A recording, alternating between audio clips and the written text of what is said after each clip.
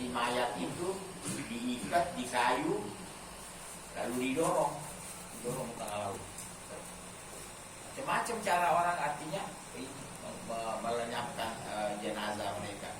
Ada juga kayak di laut ya, jadi itu jenazah diikat dengan barang berat lalu dimasukin ke laut ya. Dimasukin, jadi dikubur di laut karena dipikir nyari pantai juga masih belum ketemu. Tapi itu juga artinya tidak keluar dari cara Islam kalau nggak salah, karena dulu katanya orang-orang pergi haji pakai kapal laut kan ada yang meninggal di kapal.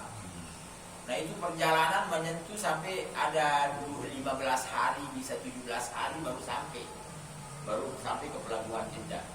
Bayangin itu dulu orang haji pakai kapal laut, masih termasuk mungkin jamaah yang umur ingat kali ya, lupa juga sama lupa deh.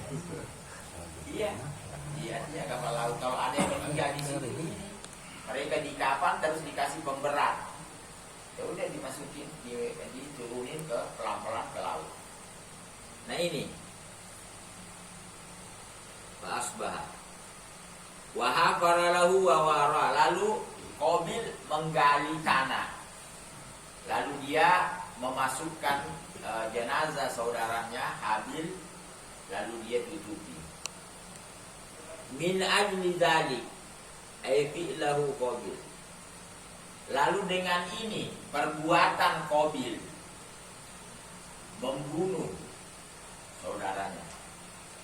Katabna ala Bani Israil, kami tetapkan hukum pada Bani Israil, annahu aisya'an man qatala nafsan bi ghairi nafs.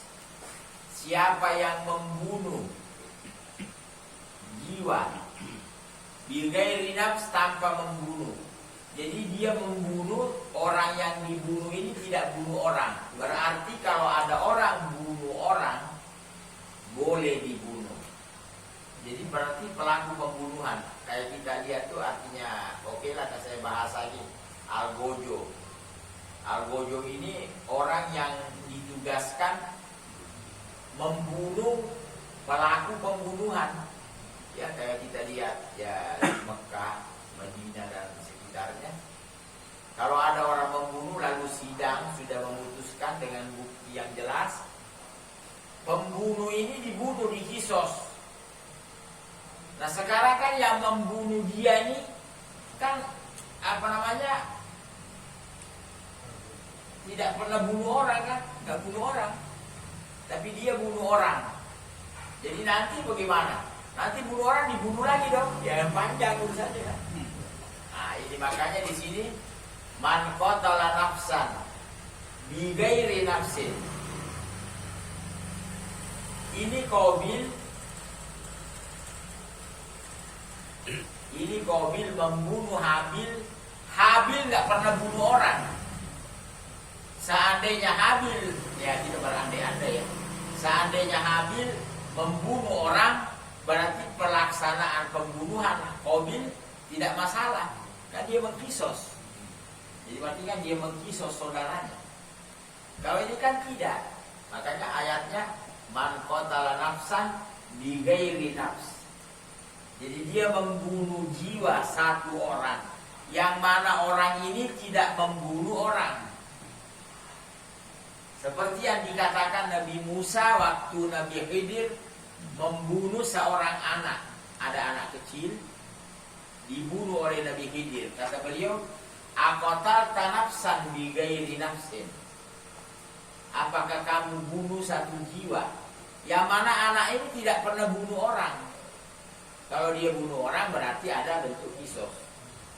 Bi ghairi nafsin ay qatalaha au bi ghairi fasad, atau tidak melakukan bentuk kerusakan.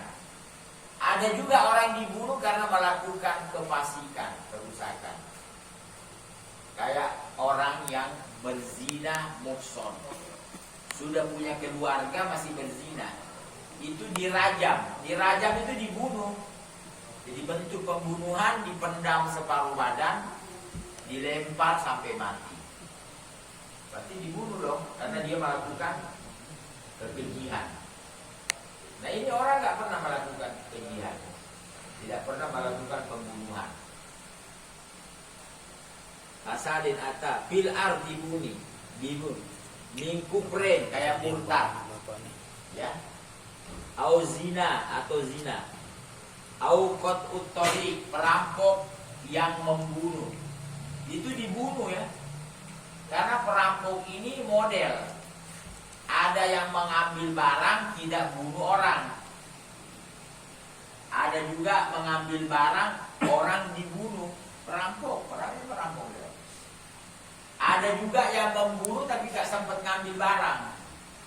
Ada juga cuman maaf masuk rumah diobrak-abrik, membunuh juga kagak, ngambil barang juga kagak. Semua ada rinciannya. Ya belum gitu ya nanti atau dibayar mana atau disuruh mana itu perincian hukum merampok. Ya. Jadi ada perampok cuma dipotong tangannya, ada dipotong tangan sama kaki, ada juga disalib, dibunuh. Ya karena dia ngambil barang juga, bunuh orang juga. Ya. Nah ini sekarang bil'ab au nahwi atau sejenisnya. Ini ada di jinayat di dalam bab fikih ya. Kitab fikih itu ada di bab terakhir.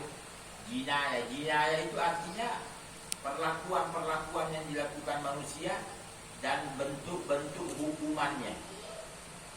Maka annama qatalan nasa jami'a. Siapa yang bunuh orang ini? Ini kok bisa? Nanti ada yang bilang kan saya bunuh satu orang.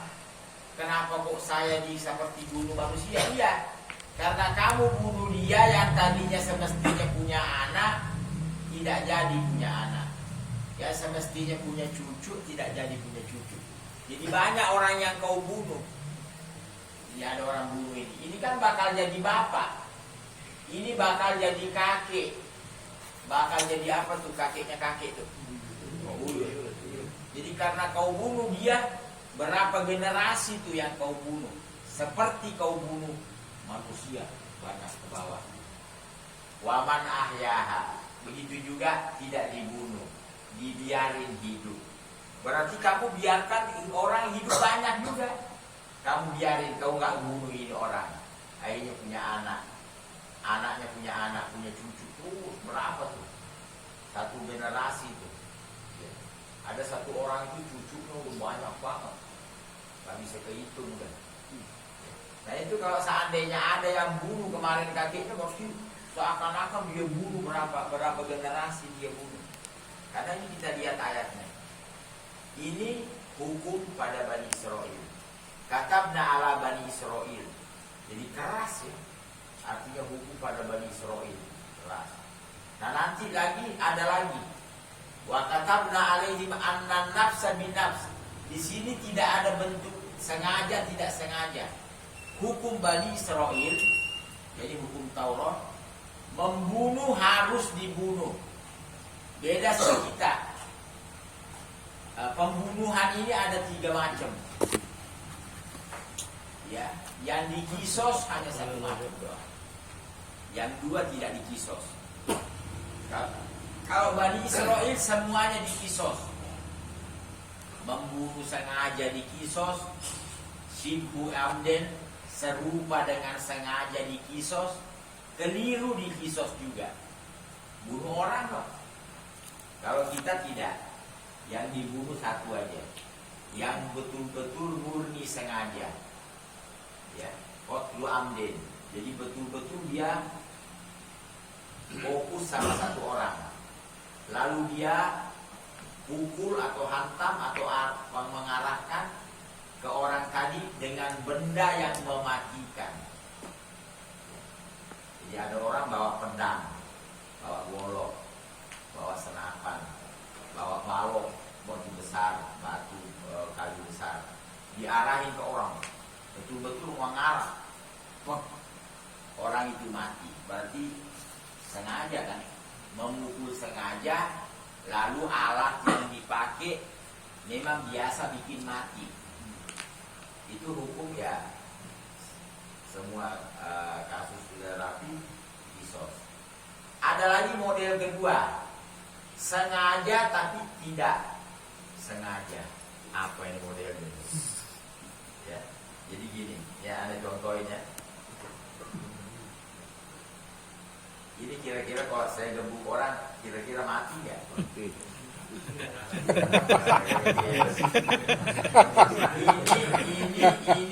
Ini barang biasanya tidak biasa. Terus ada orang nih, gebuk orang pakai serpong, tok, mati itu orang. Ini kan bentuknya sengaja kan, tapi barang yang dipakai mukul biasanya nggak matiin orang. Ini shibhu amden namanya, menyerupai sengaja. Ini pelakunya tidak dikisos, kecuali dalamnya ada batu kali ya. ada besi kayak apa, bola kasti, bola tenis. Ya itu lain lagi urusannya. Yang jelas artinya ini barang ya mau kain kek, mau apa, atau kayak lidi kayak sapu lidi. Ada orang digebuk pakai sapu lidi, tahu-tahu mati. Itu kan bentuknya memukul kan, tapi kan itu tidak biasa mematikan. Nah ini kasus seperti ini tidak dikisos dalam hukum Islam. Tapi kalau Bani Israel dikisos juga. Ada lagi model ketiga, tidak sengaja. Kayak banyak kasus di lalu lintas. Ya, lalu lintas kan kita ada orang, jangan kita deh. Ada orang naik mobil, tahu-tahu ada orang tiba-tiba mau muncul depannya dia, akhirnya ketabrak, orang itu mati. Ini kan tidak sengaja. Ini hukum Islam tidak dikisos. Jadi dia hanya bayar dia denda karena mati nyawa. Ya. Di Bangka, di Saudi sekitarnya begitu hukum kasus kecelakaan lalu lintas. Nah, pelakunya tidak dikisos. Kalau di Bani Israel dikisos juga. Karena Allah udah tetapin nyawa dibayar nyawa. Mau sengaja atau menyerupai sengaja atau tidak sengaja, orang mati, pelakunya harus dikisos. Kalau kita ringan, ada keringanan kan? Jadi itu. Nah, kita lanjut tadi pasal Qur'an. Waman ahyaha di antana siapa yang menghidupkan, artinya dia tidak melakukan pembunuhan, berarti menghidupkan orang. Bahkan nama ahyan nasa jami'a, itu seperti menghidupkan orang banyak. Qala Ibnu Abbas min haitsu intihaki hurumiha wa sunniha. Dari sisi tidak menjaga, yang membunuh berarti tidak menjaga. Terus yang tidak membunuh berarti menjaga. Jadi seperti menjaga nyawa manusia. Makanya ada riwayat nih ya, kita juga berharap jangan sampai kita ini meninggalkan dunia ini ya pernah bunuh orang. Karena ini pertama kasus yang disidang oleh Allah dalam hal kejahatan. Ya, masalah darah. Ya, jadi jangan sampai artinya kita menumpahkan darah. Kalau marah deh, jangan sampai bunuh orang, hasil udah itu aja sudah. Walaqad ja'atuhum ay bani Israil rusulana, rasul kami bil bayyinat bil mu'jizat. Summa inna katsiran minhum ba'da dzalika fil ardi, akan tetapi setelah itu semua, setelah datangnya rasul sama mukjizatnya, tapi setelah itu dia di muka bumi lamusrifun mujawizunal had, melampaui batas. Ya Yahudi kan sudah datang nabi-nabi kepada mereka. Ya. Tapi setelahnya kita lihat apa yang dilakukan mereka. Kerusakan di muka bumi. Mujawizunal had bil kufri. Kufur di antaranya dia menolak nabi. Kafir akhirnya. Walaupun dia beriman kepada Allah, beriman kepada Nabi Musa, beriman kepada Taurat, tapi dia melakukan pelampauan batas. Makanya Yahudi itu tidak menyembah selain Allah ya. Yahudi gak nyembah berhala. Nah, kesalahan Yahudi tidak menerima Nabi, tidak menerima. Dan dia tahu. Nah itu tadi tuh, maka dari awal kisah tuh, ini Qabil membunuh karena hasut. Yahudi juga hasut. Dia hasut sama Nabi. Kok dia yang jadi Nabi? Gitu loh. Gitu. Kan hasut namanya. Am yahsudunan nas. Apakah mereka? Ya sampai sekarang juga bisa aja tuh. Islam Nusantara tuh hasut sama Nabi. Kan Nabi kita bangsa Arab. Kenapa lu ngotot mau di bahasa Nusantara? Kenapa? Kok pakai Islam? Jadi jangan, hati-hati ya. Islam Arab. Dan memang Islam itu identik dengan Arab ya. Ya. Arabiyun mubin ya. An-Nabiyul Ummi Al-Arabi Al-Hashimi Ibnas, luar biasa. Sampai Nabi mengatakan Bugdul Arab nifaq. Apalagi ke dalam lagi, Bugdu Bani Hashim kufur, kafir dia udah. Karena ada bentuk hasut. Ya hasut, hati-hati ya. Jangan NKRI harga mati. Harga tawar, mau bukan harga mati, masih bisa ditawar itu mas. Omongan masih bisa ditawar. Hati-hati ya. Ini kita khawatir. Sekarang fitnah luar biasa. Nah itulah yang Nabi katakan simpan yakrahu human nas wa huwa khairullah. Ada dua perkara tidak disukai orang, padahal itu baik bagi dia. Satu dulu nih, yakrahul maut wa huwa khairullah. Artinya mati duluan. Jamaah mau mati duluan apa belakangan? Kayaknya maunya belakangan ya. Hati udah setengah mati, tetap mau matinya belakangan. Ini gara-gara kita mati belakangan nih, ketemu nih model-model semuanya. Alhamdulillah orang tua kita udah lewat. Ya maaf di antaranya Habib Idrus sudah jalan duluan. Nggak ketemu nama Islam Nusantara. Alhamdulillah. Ada lulus dada, nggak ketemu sama Mas Joko, alhamdulillah lewat, ketemu sama si Erik. Cuma mau bilang apa, kita akhirnya kagak mati duluan. Ketemu semua model-model, ketemu Islam Nusantara, ketemu inilah Allah. Tapi maunya duluan apa belakangan? Mau belakangan. Ya kadang-kadang kita ngelihat orang, masya Allah, meninggal, kesian ya, lu yang kesian. Yang masih hidup kesian, maafnya. Yang masih hidup kesian, yang meninggal duluan udah luluh, sudah selamat dari yang kita khawatirkan ya. Jadi kekufuran ini kan berbahaya. Kita kan nyangka dulu yang kafir-kafir, yang ini deh, ya udah deh, gak usah nyebutin. Nah ini sekarang bisa aja yang kafir-kafir di kalangan NU, di kalangan ini, minta maaf NU ya, maaf. Tapi bukan NU kita, NU sana, sampai Copenhagen. Ya, jadi kalau saya bilang kayak LI, jangan Lenteng Agung, Los Angeles. Ya, itu. Jadi kalau anak bilang NU, ya iya, kan artinya kan kita nggak nyangka kekufuran ini muncul di wadah Islam.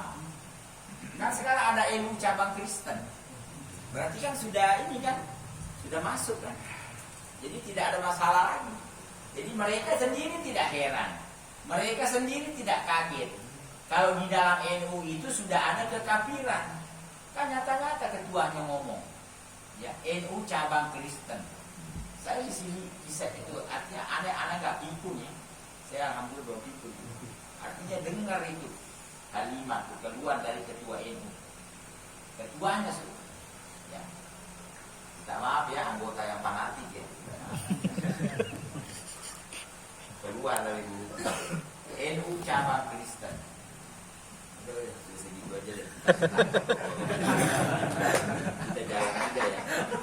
Harusnya sih sekarang ngomong banyak-banyak, tahu-tahu pindah rumah aja.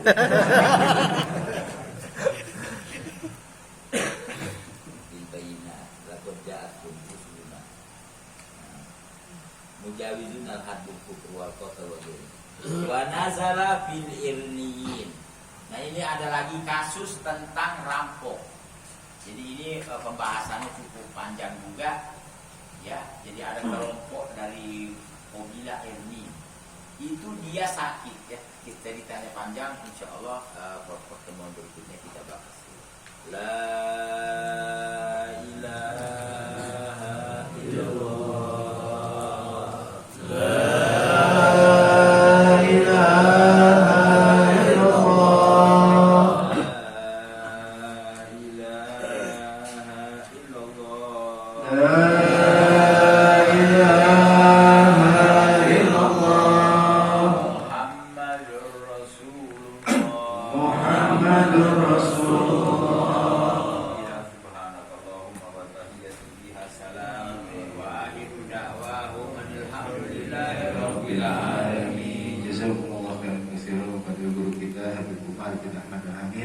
Semoga yang disampaikan oleh beliau dapat menjadi manfaat untuk kehidupan kita dunia wal akhirah. Amin ya rabbal alamin.